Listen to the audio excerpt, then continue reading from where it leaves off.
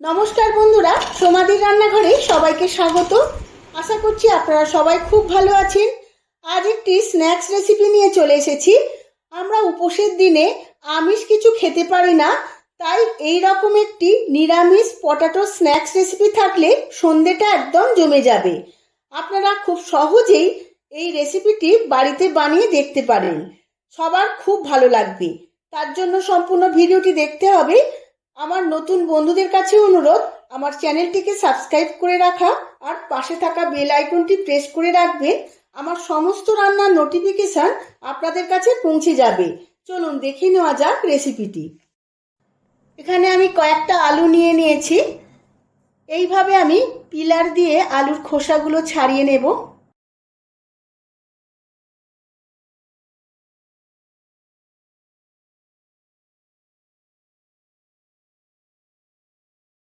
সমস্ত আলুর খোসাগুলো ছাড়ানো হয়ে গেছে।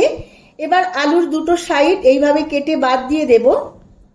এইভাবে লম্বা লম্বা করে কেটে নিতে হবে, একদম ফ্রেঞ্চ ফ্রাইয়ের মতো। সমস্ত আলুগুলো এইভাবে সমান করে কাটতে হবে।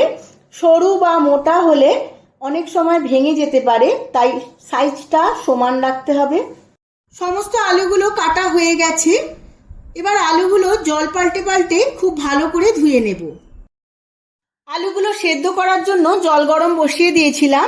এর মধ্যে দিয়ে দেব স্বাদ মতো নুন। এবার সমস্ত ধোয়া আলুগুলো এই জলের মধ্যে দিয়ে দেব। চাপা দিয়ে 10 মিনিট সেদ্ধ করে নেব। আলুগুলো আমার ভাপানো হয়ে গেছে 10 মিনিট। এবার অন্যদিকে একটা ব্যাটার বানিয়ে নেব। তার জন্য নিয়ে নিয়েছি একটা বোল। এর মধ্যে দিয়ে দেব 150 গ্রাম বেসন, দেব 2 চামচ চালের গুঁড়ি, দেব স্বাদ মতো নুন, আদার গুঁড়ো আর লঙ্কার গুঁড়ো দেব 1 চামচ করে, অল্প একটু খাবার সোডা দিয়ে দেব। এবার জল দিয়ে একটা ব্যাটার বানিয়ে নেব।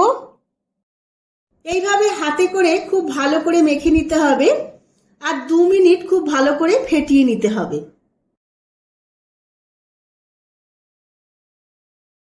ব্যাটারটা আমার রেডি হয়ে গেছে।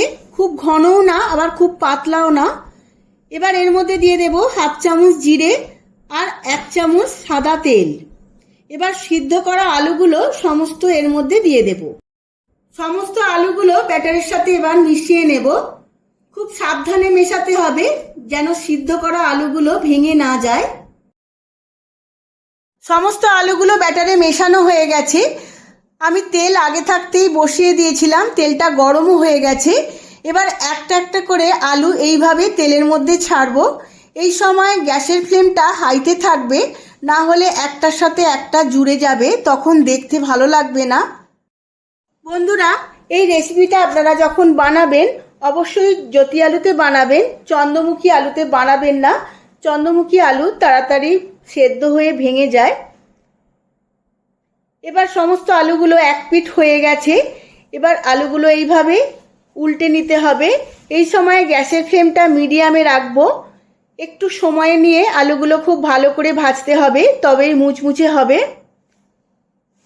আলুগুলো আমার ভাজা হয়ে গেছে। এবার তেল ছেঁকে তুলে নেব।